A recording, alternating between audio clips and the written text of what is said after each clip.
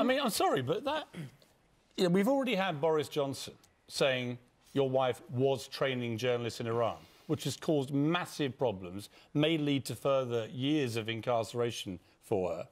Now we have Michael Gove, whose only job, really, was to come on and steady the ship about this and get the ducks in a row for the government about what actually your wife was doing.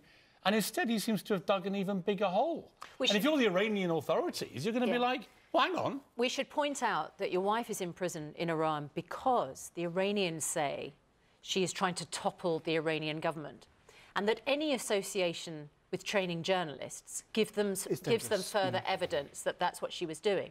Fact of the matter is, she was out there on holiday, and any allusions to anything different are incredibly traumatic, sensitive, and difficult for your wife. Sure, and certainly there was all sorts of anger in our house, and in fact I wrote to the Foreign Office and said, listen, the government's position is that the government is clear and has no doubt that she was there on holiday. So why do they keep making these statements? Well, I asked the Foreign Office... Either that she's training journalists or that they don't know why she's there. Yeah, so I asked the Foreign Office to remind all of the Cabinet members that that's the government's position. How can they need reminding, Richard? After all that we've gone through last week with Boris Johnson, how can Michael Gove, who's an incredibly bright guy, how can he possibly need reminding what the government position should be? I mean, yeah, there's obviously a wider politics attached to our case. Well, this is interesting. Is that what you think is going on here? Beyond me to understand it or follow it, I'm in my bubble of just talking about Nazanin. Boris Johnson called you yesterday. He did. First time you've had any contact with him? Yeah, yeah. Did he apologise?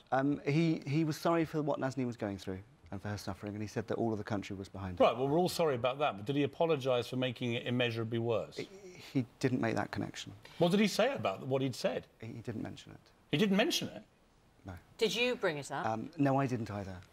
You want to go to Tehran with Boris Johnson because currently you are not allowed a visa to visit Iran.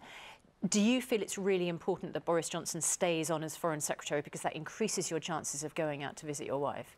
Look, I think at the moment for me personally and for Nazanin, that sort of getting her home is the most important thing. And actually the sort of focus for the Foreign Secretary to be on bringing her home, I think is really important. And you know, there's a sort of a wider stability that... I mean, I'm fully sympathetic for everything that Tulip has said in the media. I'm fully sympathetic for all of the criticisms that are made, but I want the Foreign Secretary... What did he say to you? So we talked about going to Iran, and he said he would look at it and we'll discuss it. We talked about meeting this week, which will be useful. And I also asked him to consider Nazanin for diplomatic protection. So that's, you know, given all that's happened and the sort of connection between the Foreign Secretary's words and Nazanin's... But he didn't make any attempt to say to you, I'm really sorry I said the thing about the training journalists? He didn't mention it last week, no. OK.